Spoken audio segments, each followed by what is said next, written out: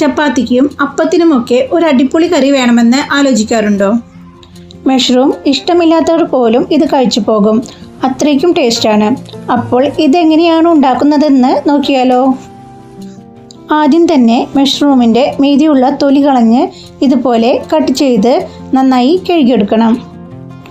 അതിനുശേഷം അരമുറി തേങ്ങ ചിരകിയത്, 1 ടീസ്പൂൺ കുരുമുളക്, 1 ടീസ്പൂൺ പെരിഞ്ജീരകം,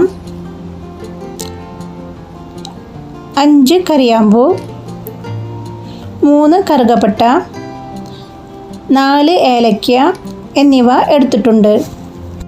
ഇനി ഒരു പാൻ വെച്ച് കുറച്ച് വെളിച്ചെണ്ണ ഒഴിക്കാം. ഇതിലേക്ക് തേങ്ങ, കുരുമുളക്, പെരിഞ്ജീരകം, പിന്നെ ഗ്രാമ്പൂ, പട്ട, ഏലക്ക ഇത്രയും സാധനങ്ങൾ ഇട്ട് വറുത്തെടുക്കാം. തേങ്ങയുടെ നിറം ഒന്ന് മാറി വരണം കേട്ടോ. ഇതൊന്ന് തണുക്കാൻ വെക്കാം. അപ്പോഴേക്കും ഒരു ചട്ടിയിൽ കുറച്ച് വെളിച്ചെണ്ണ ഒഴിച്ചു കൊടുക്കാം. ഇനി അതിലേക്ക് സബോള ചെറുതായി അരിഞ്ഞത്, ഇഞ്ചി വെളുത്തുള്ളി ഒന്ന് ക്രഷ് ചെയ്തത് ചേർത്ത് നന്നായി വഴറ്റാം. അതൊരു ഗോൾഡൻ കളർ ആവുന്നത് വരെ നന്നായി ഇളക്കി കൊടുക്കാം. അതിനുശേഷം മിക്സിയുടെ ജാറിലേക്ക് 2 തക്കാളി, ആവശ്യത്തിന് കശുവണ്ടിയും ചേർത്ത് നന്നായി അരച്ചെടുക്കാം.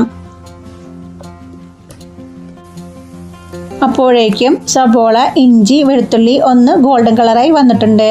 അതിലേക്ക് കറിവേപ്പില ചേർത്ത് ഒന്ന് ഇളക്കി കൊടുക്കാം. ഇനി 1.5 ടീസ്പൂൺ മല്ലിപ്പൊടി, 1 ടീസ്പൂൺ മുളക് പൊടി, 1/4 ടീസ്പൂൺ മഞ്ഞൾപ്പൊടിയും ചേർത്ത് നന്നായി ഇളക്കാം. ഇനി തക്കാളിയും കശുവണ്ടിയും കൂടി അരച്ച പേസ്റ്റ് ഇതിലേക്ക് ചേർക്കാം. നന്നായി ഇളക്കി കൊടുക്കണം. മസാല റെഡിയായി കഴിഞ്ഞാൽ വൃത്തിയാക്കി വെച്ചിരിക്കുന്ന മഷ്റൂം ചേർത്ത് കൊടുക്കാം. ഇത് നന്നായി മിക്സ് ചെയ്യാം. മഷ്റൂമിൽ നിന്ന് വെള്ളം ഇറങ്ങി വരും. അതുകൊണ്ട് വെള്ളം അധികം ഒഴിക്കരുത് കേട്ടോ.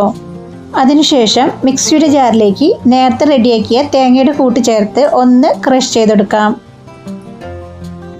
ഇതുപോലെ ഒന്ന് പൊടിഞ്ഞാൽ മതി.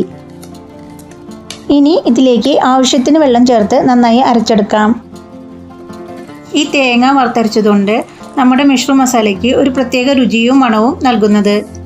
ഇനി മഷ്റൂമിലേക്ക് 1.5 ടീസ്പൂൺ ഉപ്പ് ചേർത്ത് കൊടുക്കാം. അതിലേക്ക് അരച്ചു വെച്ച തേങ്ങക്കൂട്ട് ഒഴിച്ചു കൊടുക്കാം. ആ ജാറിലേക്ക് കുറച്ച് വെള്ളം ചേർത്ത് അതും കൂടി ഒഴിച്ചു കൊടുത്ത് നന്നായി വേവിക്കാം.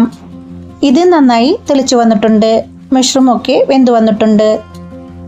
നമ്മുടെ മഷ്റൂം മസാല റെഡി ആയിട്ടുണ്ട്. എല്ലാവരും വീട്ടിലൊന്ന് ട്രൈ ചെയ്ത് നോക്കൂ. എന്നിട്ട് അഭിപ്രായം കമൻറ്റ് ചെയ്യാൻ മറക്കല്ലേ. ഇനി നെക്സ്റ്റ് റെസിപ്പി ആയിട്ട് വീണ്ടും കാണാം.